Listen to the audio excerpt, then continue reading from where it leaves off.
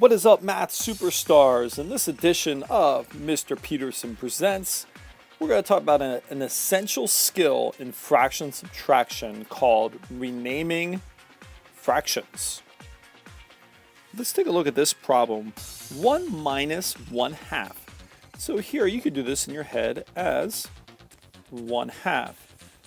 But if we were to follow the steps for fraction subtraction, we realize that our whole number doesn't have a common denominator with the other fraction 1/2. And so in order to do this, we're going to turn one whole right here into a fraction with the same denominator as 1/2. So in order to do that, we know that 1 can be turned into 2 over 2. So we know that any number that has a numerator and the denominator as the same number is equal to 1. So when we rename the whole number 1, we can write it as 2 over 2. And now we're going to bring down our second fraction 1/2. And now we're going to subtract the numerators. So 2 minus 1 is 1. And we keep the denominators the same. So we keep that as 2. So the steps that you took in your head were actually renaming the whole number 1 into 2 over 2.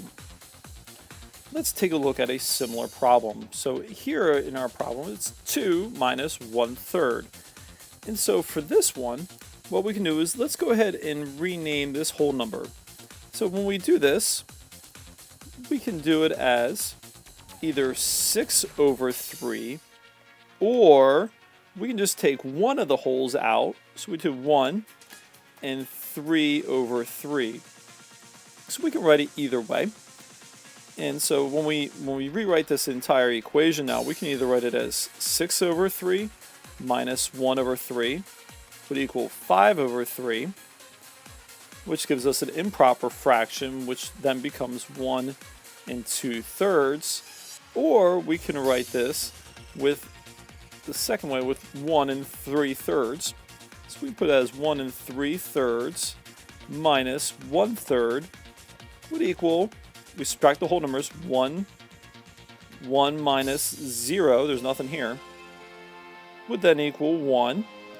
And let's go ahead and subtract the numerators. So 3 minus 1 is going to give us 2, and we keep the denominator the same, is 3. So we have two different ways we can rename the whole number 2 to have a common denominator to perform subtraction. Now these problems get a little more complex, and so for this problem we have 2 and 2/3 minus 1 and 5/6. So our first step is to create equivalent fractions.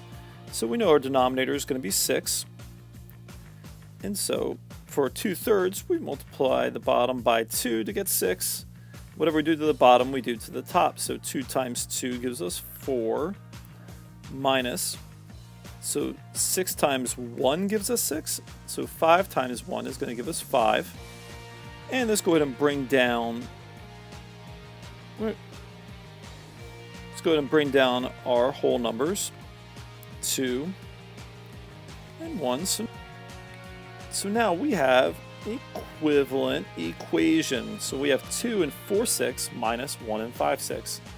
So if we're going to go ahead and subtract the numerators, 4 minus 5 will give us a negative number.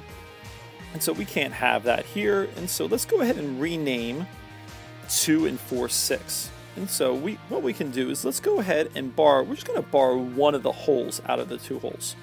So we have one whole plus, and we're going to rewrite one of those another whole as 6 over 6. And so if we went and added these together, so we had 1 plus 6 over 6, which is equal to 1. That's going to equal 2 wholes.